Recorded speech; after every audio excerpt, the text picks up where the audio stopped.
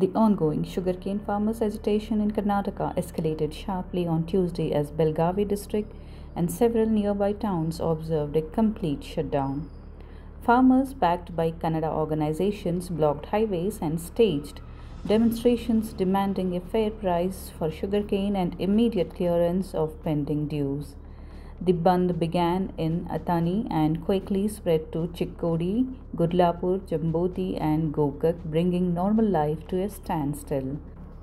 Shops and business establishments remained closed, while the Gokak Athani Road and Darur Halyal Bridge were barricaded with tractors and machinery. In Hukkeri, thousands of protesters marched from Adavi Siddeshwar Mutt to Court Circle and staged an overnight sit-in.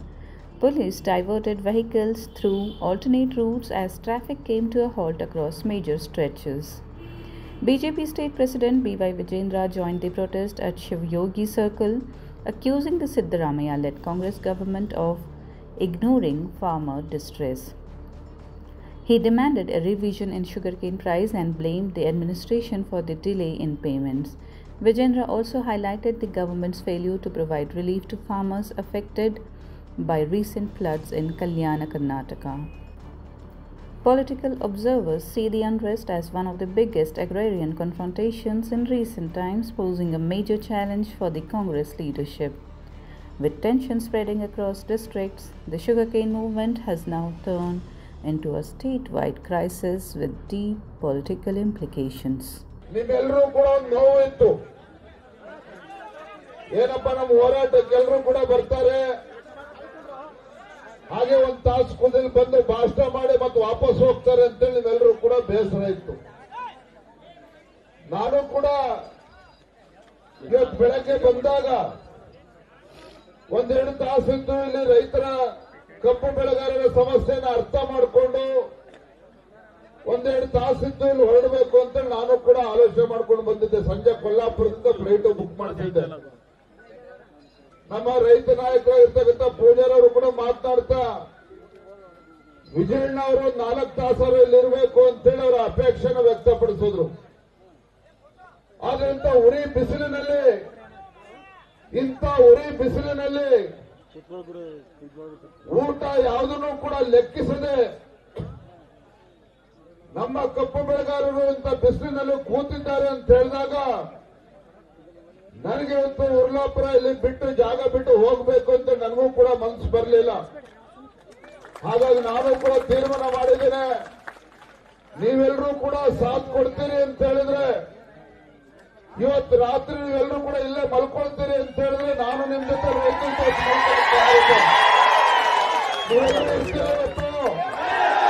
ಯಾರು ಇವತ್ತು ಇಲ್ಲೇ ಮಲ್ಕೊಳ್ತೀರಿ ದಯವಿಟ್ಟು ಕೈ ಎತ್ತರಿ ನೀವು. ಭಾರತ್ ಮಾತಾ ಕಿ ಇವತ್ತು ಬೆಳಗ್ಗೆ ಇಲ್ಲಿ ಹೋರಾಟಕ್ಕೆ ಬಂದು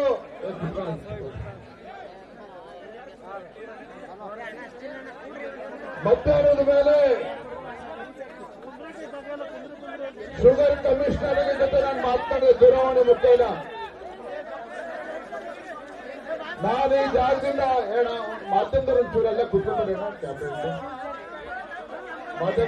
ಕುತ್ಕೊಂಡ್ಬಿಡಿ ದಯವಿಟ್ಟು, ಸೆಟ್ ಮಾಡ್ಬಿಟ್ಟು ಕುತ್ಕೊಂಡ್ಬಿಡಿ ದಯವಿಟ್ಟು. ನೀವು ಕುತ್ಕೊಂಡ್ಬಿಡೋಣ ದಯವಿಟ್ಟು, ಕೂತ ತಡೆಯಪ್ಪ. ನಾನು ಕೂಡ ಮಧ್ಯಾಹ್ನ ಇಲ್ಲೇ ರಾಗಿ ಅಂಬಳಿ ಕುಡಿದು ಕಟಕರು ರೊಟ್ಟಿ ತಿನ್ಕೊಂಡು ನಾನು ಈ ಜಾಗದಿಂದ ಮಧ್ಯಾಹ್ನ ಬೇರೆ ಕಡೆ ಹೊರಟೆ. ದಾರಿ ಉದ್ದಕ್ಕೂ ಸಹ ಜಿಲ್ಲಾಧಿಕಾರಿಗಳ ಜೊತೆ ಸುಮಾರು ಅರ್ಧ ಮುಕ್ಕಾಲು ಗಂಟೆ ಅವ್ರ ಜೊತೆನೂ ಕೂಡ ಚರ್ಚೆ ಮಾಡಿದ್ದೇನೆ. ಬೆಳಗಾವಿ ಜಿಲ್ಲಾಧಿಕಾರಿಗಳ ಜೊತೆ ಜಿಲ್ಲಾಧಿಕಾರಿಗಳಿಗೆ ಎಚ್ಚರಿಕೆಯನ್ನ ನೀಡುವಂತ ಕೆಲಸ ಮಾಡಿದ್ದೇನೆ. ಇವತ್ತು ರೈತರನ್ನ ಬಹಳ ಹಗುರವಾಗಿ ತೆಗೆದುಕೊಂಡಿದ್ದಾರೆ ರಾಜ್ಯ ಸರ್ಕಾರ. ಯಾವುದೇ ಕಾರಣಕ್ಕೂ ಈ ನಾಡಿಗೆ ತುತ್ತು ಅನ್ನವನ್ನ ಕೊಡ್ತಕ್ಕಂಥ ರೈತ ಕಬ್ಬು ಬೆಳೆಗಾರರನ್ನ ಬಹಳ ಹಗುರವಾಗಿ ತೆಗೆದುಕೊಳ್ಬೇಡಿ, ರೈತರನ್ನ ಹಗುರವಾಗಿ ತೆಗೆದುಕೊಳ್ಳಬೇಡಿ. ರೈತರನ್ನ ಎದುರಾಕೊಂಡ್ರೆ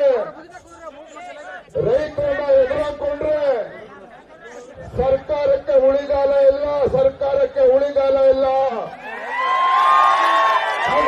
ಮುಖ್ಯಮಂತ್ರಿಗಳಿಗೆ ಮಾತನಾಡಿ, ಸಂಬಂಧಪಟ್ಟಂತ ಸಚಿವರಿಗೆ ಮಾತಾಡಿ, ಉಸ್ತುವಾರಿ ಸಚಿವರಿಗೆ ಮಾತನಾಡಿ, ಇವತ್ತು ಗುಲ್ಲಾಪುರದ ವತಿಯಿಂದ ರೈತರು ಕಬ್ಬು ಬೆಳೆಗಾರರು ಪ್ರತಿಭಟನೆ ಮಾಡ್ತಾ ಇದ್ದಾರೆ. ಈ ಪ್ರತಿಭಟನೆ ಕಿಚ್ಚು ಹೇಗೆ ದಿನೇ ದಿನೇ ದಿನೇ ದಿನೇ ಆಗ್ತಾ ಇದೆ ಅಂತ ಹೇಳಿದ್ರೆ, ಇವತ್ತು ಗೋಕಾಕಲ್ಲಿ ಹೋರಾಟ ಪ್ರಾರಂಭ ಆಗಿದೆ, ಇವತ್ತು ಬೈಲಹೊಂಗಲದಲ್ಲಿ ಹೋರಾಟ ಪ್ರಾರಂಭ ಆಗಿದೆ, ಚಿಕ್ಕೋಡಿನಲ್ಲಿ ಹೋರಾಟ ಪ್ರಾರಂಭ ಆಗಿದೆ, ಹುಕ್ಕೇರಿನಲ್ಲಿ ಅಥಣಿನಲ್ಲೂ ಕೂಡ ಕಬ್ಬು ಬೆಳೆಗಾರರು ಬೀದಿಗಿಳಿದು ಹೋರಾಟವನ್ನು ಈಗಾಗಲೇ ಪ್ರಾರಂಭ ಮಾಡಿದ್ದಾರೆ. ಇನ್ನೂ ಕೂಡ ರಾಜ್ಯ ಸರ್ಕಾರ ಕಬ್ಬು ಬೆಳೆಗಾರರ ಬಗ್ಗೆ ಆ ನಿರ್ಲಕ್ಷ್ಯವನ್ನ ತೋರಿದ್ರೆ, ಆ ಭಗವಂತ ಬಂದರೂ ಕೂಡ ನಿಮ್ಮ ಸರ್ಕಾರವನ್ನ ರಕ್ಷಣೆ ಮಾಡೋದಕ್ಕೆ ಸಾಧ್ಯ ಇಲ್ಲ. ಆ ಭಗವಂತ ಬಂದರೂ ಕೂಡ ಸರ್ಕಾರವನ್ನು ರಕ್ಷಣೆ ಮಾಡೋದಕ್ಕೆ ಸಾಧ್ಯ ಇಲ್ಲ. ಹಾಗಾಗಿ ನಾನಿಲ್ಲಿರ್ತಕ್ಕಂಥ ನಮ್ಮ ಬೆಳಗಾವಿ, ಬಾಗಲಕೋಟೆ, ಬಿಜಾಪುರ ಜಿಲ್ಲೆಯ ಕಬ್ಬು ಬೆಳೆಗಾರರ ಪರವಾಗಿ ಈ ರಾಜ್ಯದ ಗೌರವಾನ್ವಿತ ಮುಖ್ಯಮಂತ್ರಿಗಳಿಗೆ ಕೈ ಜೋಡಿಸಲು ವಿನಂತಿ ಮಾಡ್ತಾ ಇದ್ದೇನೆ. ಕಬ್ಬು ಬೆಳೆಗಾರರ ನಿರ್ಲಕ್ಷ್ಯವನ್ನ ಮಾಡಬೇಡಿ. ಇವತ್ತೇನು ಸಮಾಧಾನದಿಂದ ನಮ್ಮ ಕಬ್ಬು ಬೆಳೆಗಾರರು ಹೋರಾಟ ಮಾಡ್ತಾ ಇದ್ದಾರೆ. ಹೋರಾಟದ ಕಿಚ್ಚು ಇವತ್ತಾಗಲೇ ಬೇರೆ ಬೇರೆ ತಾಲೂಕಲ್ಲಿ ಕಿಚ್ಚು ಉಜ್ವಲ ಜ್ವಾಲೆಯಾಗಿ ಹರಡ್ತಾ ಇದೆ. ಇನ್ನೂ ಕೂಡ ನೀವು ಹಾಗೆ ಕಣ್ಮುಚ್ಕೊಂಡು ಬೆಂಗಳೂರಿಗೆಲ್ಲೇ ಕೂತಿದ್ರೆ, ಇವತ್ತು ಈ ಜ್ವಾಲೆ ಏನಿದೆ, ಇವತ್ತು ಬೆಂಗಳೂರು ವಿಧಾನಸೌಧನೂ ಕೂಡ ಸುಡ್ತಕ್ಕಂಥ ಶಕ್ತಿ ಜ್ವಾಲೆಗೆ ಇದೆ. ಹಾಗಾಗಿ ನಾನು ರಾಜ್ಯ ಸರ್ಕಾರಕ್ಕೆ ಆಗ್ರಹ ಮಾಡ್ತೇನೆ, ಇವತ್ತು ನಾಳೆನೆ ನಮ್ಮ ರೈತರ ಮುಖಂಡರನ್ನ ಕೂರಿಸಿ ಒಂದು ವೇದಿಕೆ ನಿರ್ಮಾಣ ಮಾಡಿ, ರೈತ ಮುಖಂಡರನ್ನ ಕರೆಸಿ ಈ ಸಮಸ್ಯೆಗೆ ಪರಿಹಾರ ಏನು ಅಂತ ಹೇಳೋದ್ರ ಜೊತೆ ಚರ್ಚೆ ಮಾಡಿ ಪರಿಹಾರವನ್ನ ಕಂಡುಕೊಳ್ತಕ್ಕಂಥ ನಿಟ್ಟಿನಲ್ಲಿ ಒಂದು ಒಳ್ಳೆ ವಾತಾವರಣ ನಿರ್ಮಾಣ ಮಾಡಬೇಕಾಗಿರ್ತಕ್ಕಂಥ ಕರ್ತವ್ಯ ರಾಜ್ಯ ಸರ್ಕಾರಕ್ಕೆ ಅದನ್ನು ಅವ್ರು ಮಾಡಬೇಕು. ನಾನು ಮಧ್ಯಾಹ್ನ ಕೂಡ ಹೇಳಿದೆ, ಇವತ್ತು ಕಬ್ಬು ಬೆಳೆಗಾರರ ಹೋರಾಟ ನಿನ್ನೆ ಮೊನ್ನೆದಲ್ಲ, ಹಲವಾರು ವರ್ಷಗಳಿಂದ ಬೇರೆ ಬೇರೆ ಸಂದರ್ಭದಲ್ಲಿ ಹೋರಾಟಗಳು ಆಗಿರ್ತಕ್ಕಂಥದ್ದು. ವಿಠಲ್ ಅರ್ಬಾವಿ ಅವರು ಒಬ್ಬ ಕಬ್ಬು ಬೆಳೆಗಾರ ಆತ್ಮಹತ್ಯೆ ಮಾಡಿಕೊಂಡ್ರು, ಪ್ರಾಣ ಕಳ್ಕೊಂಡ್ರು. ಅವತ್ತು ಕೂಡ ಇದೇ ಸಿದ್ದರಾಮಯ್ಯ ರಾಜ್ಯದ ಮುಖ್ಯಮಂತ್ರಿಗಳಿದ್ರು. ಯಡಿಯೂರಪ್ಪನವರು ಏಕಾಂಗಿಯಾಗಿ ಹೋರಾಟ ಮಾಡಿ ಸದನದ ಹೊರಗಡೆ ಹೋರಾಟ ಮಾಡಿ ಅವತ್ತು 150 ರೂಪಾಯಿ ಹೆಚ್ಚು ದರವನ್ನು ಕೊಡಿಸ್ತಕ್ಕಂಥ ಕೆಲಸ ಪುಣ್ಯಾತ್ಮ ರೈತ ನಾಯಕ ಯಡಿಯೂರಪ್ಪನವರು ಮಾಡಿದ್ದಾರೆ. ಈರಣ್ಣ ಕಡಲೆ ಹೇಳಿದ್ರು. ನಾನು ಪ್ರಾಮಾಣಿಕವಾಗಿ ಮಾತನ್ನು ಹೇಳ್ತೇನೆ. ನಾನಿವತ್ತು ನಿನ್ನೆ ರಾತ್ರಿ ಎಲ್ಲಿ ಇವತ್ತು ಪಾಪ ಅವನು ರೈತ ವಿಷ ತಂದುಕೊಂಡಿದ್ದಾನೆ ಇಲ್ಲಿ ಅಂತೇಳಿ ಗೊತ್ತಾದ ತಕ್ಷಣ ನನ್ನ ಮನಸ್ಸು ಕೂಡ ತಡಿಲಿಲ್ಲ. ಬೆಳಗ್ಗೆ ಎದ್ದು ನಮ್ಮೆಲ್ಲ ಮುಖಂಡರ ಜೊತೆಗೆ ಬೆಳಗ್ಗೆ 4 ಗಂಟೆಗೆ ಇಲ್ಲಿ ಹೊರಟು ಬಂದಿದ್ದೇನೆ. ನಾನು 1-2 ತಾಸಿದ್ದು ಹೋಗ್ಬೇಕು ಅಂತ ಬಂದಾಗ ನಿಜವಾಗ್ಲೂ ಕೂಡ ನಮ್ಮ ಮುಕ್ತ ರೈತರು ಯಾವ ಸಂಕಷ್ಟದಲ್ಲಿದ್ದಾರೆ ನಿಮ್ಮ ನೋಡಿದಂತ ಸಂದರ್ಭದಲ್ಲಿ ನನ್ನ ಮನಸ್ಸು ಕೂಡ ಕರಗೋಯ್ತು. ಹಾಗಾಗಿ ಇವತ್ತು ನಾನು ಹೇಳ್ತೇನೆ, ರಾಜ್ಯದ ಮುಖ್ಯಮಂತ್ರಿಗಳಿರಲಿ, ಉಸ್ತುವಾರಿ ಸಚಿವರಿರಲಿ, ಸಕ್ಕರೆ ಸಚಿವರಿರಲಿ, ಆ ಸಚಿವರ ಜೊತೆನೂ ಕೂಡ ನಾನು ಮಾತನಾಡಿದ್ದೇನೆ. ಸಚಿವರ ಜೊತೆಲೂ ಕೂಡ ಮಾತನಾಡಿದ್ದೇನೆ. ನಿಮ್ಮ ಸರ್ಕಾರದ ಕರ್ತವ್ಯ ಇದೆ, ನಾಳೆನೆ ಒಂದು ಒಳ್ಳೆ ವಾತಾವರಣದಲ್ಲಿ ರೈತ ಮುಖಂಡರನ್ನ ಕರೆಸಿ ಅಧಿಕಾರಿಗಳನ್ನು ಕೂರಿಸಿಕೊಂಡು ಇವತ್ತು ಎಲ್ಲರ ಜೊತೆ ಚರ್ಚೆ ಮಾಡಿ ಸಮಸ್ಯೆಗೆ ಪರಿಹಾರ ಕಂಡುಕೊಳ್ಳಿ. ಇಲ್ಲ, ಖಂಡಿತ ಭಗವಂತನು ಕೂಡ ಒಳ್ಳೇದು ಮಾಡೋದಕ್ಕೆ ಸಾಧ್ಯ ಇಲ್ಲ. ಈ ನಾಡಿಗೆ 2 ತುತ್ತು ಅನ್ನವನ್ನ ಕೊಡ್ತಕ್ಕಂಥ ರೈತನಿಗೆ ಒಳ್ಳೇದು ಮಾಡೋದಕ್ಕೆ ಸಾಧ್ಯ ಆಗಲಿಲ್ಲ ಅಂತ ಹೇಳಿದ್ರೆ ಈ ಸರ್ಕಾರ ಬದುಕಿದ್ದು ಕೂಡ ಸತ್ತಂತೆ. ನಾನು ಈ ವೇದಿಕೆ ಮೂಲಕ ರಾಜಕಾರಣ ಮಾಡೋದಕ್ಕೆ ಪ್ರಯತ್ನ ಮಾಡ್ತಾ ಇಲ್ಲ. ಆದರೆ ರೈತರು ಒಂದು ಕಂಗಾಲಾಗಿದ್ದಾರೆ. ರೈತರು ಒಂದು ಕೇಳ್ತಾ ಇರ್ತಕ್ಕಂಥದ್ದು ಭಿಕ್ಷೆ ಅಲ್ಲ. ರೈತರು ಕೇಳ್ತಾ ಇರ್ತಕ್ಕಂಥದ್ದು, ಕಬ್ಬು ಬೆಳೆಗಾರರು ಕೇಳ್ತಕ್ಕಂಥದ್ದು ಭಿಕ್ಷೆ ಅಲ್ಲ. ನ್ಯಾಯಸಮ್ಮತವಾಗಿರ್ತಕ್ಕಂಥ ಬೇಡಿಕೆಯನ್ನ ಇವತ್ತು ಕಬ್ಬು ಬೆಳೆಗಾರರು ಇವತ್ತು ಕೇಳ್ತಾ ಇರ್ತಕ್ಕಂಥದ್ದು.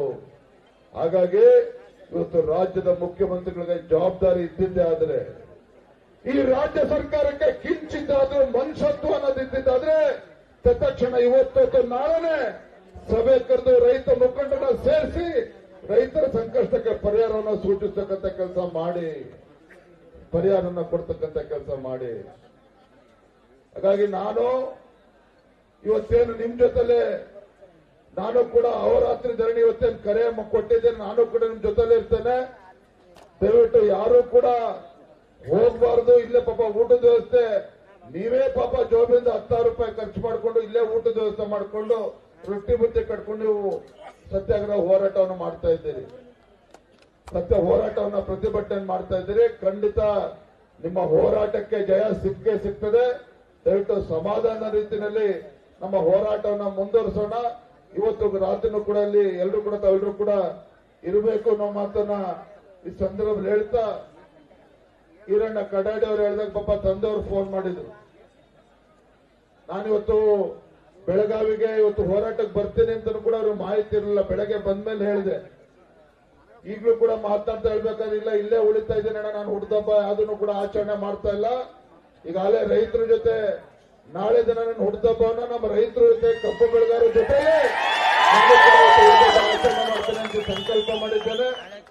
ಹಾಗಾಗಿ ಯಾರು ಕೂಡ ನೀವು ತಲೆ ಕೆಡಿಸ್ಕೋಬೇಡಿ, ಸಮಾಧಾನದಲ್ಲಿ ಈ ಹೋರಾಟದ ಕಿಚ್ಚು ಕೂಡ ಆರಬಾರದು. ಆ ನಿಟ್ಟಿನ ನಮ್ಮ ಹೋರಾಟನ ತಾವು ಮುಂದುವರಿಸಿ ನನಗೆ ವಿಶ್ವಾಸ ಇದೆ. ಇವತ್ತು ಅಥವಾ ನಾಳೆ ಒಳಗೆ ಇವತ್ತು ಸರ್ಕಾರದವರು ಒಂದು ವೇದಿಕೆಯನ್ನ ನಿರ್ಮಾಣ ಮಾಡ್ತಾರೆ, ನಮ್ಮೆಲ್ಲ ರೈತ ಮುಖಂಡರ ಕರೆಸಿ ಗೌರವವಾಗಿ ಚರ್ಚೆಗೆ ಅವಕಾಶ ಮಾಡಿಕೊಡ್ತಾರೆ. ಅಲ್ಲಿವರೆಗೂ ನಾವು ಮುಂದುವರಿಸೋಣ ಹೋರಾಟವನ್ನು ಅನ್ನೋ ಮಾತನ್ನ ಹೇಳ್ತಾ ತುಂಬಾ ಸಂತೋಷ ಆಗಿದೆ. ಇಷ್ಟೊಂದು ದೊಡ್ಡ ಸಂಖ್ಯೆಯಲ್ಲಿ, ಯಾಕೆ ಅಂತ ಹೇಳಿದ್ರೆ ಪಾಪ ನಮ್ಮ ಪೂಜಾರ್ ಅವರು ಎಲ್ಲರೂ ಕೂಡ ಹೇಳ್ತಾರೆ, ಸ್ವಾಮಿ ಅವರು ಕೂಡ ಹೇಳ್ತಾ ಇದ್ರು, ನಿಮ್ಗೆ ಯಾರು ಕೂಡ ಇಲ್ಲಿ ರೊಕ್ಕ ಕೊಟ್ಟು ಯಾರನ್ನೂ ಕೂಡ ಕರ್ಕೊಂಡ್ ಬಂದಿಲ್ಲ. ಹೌದ್ ತಾನೆ?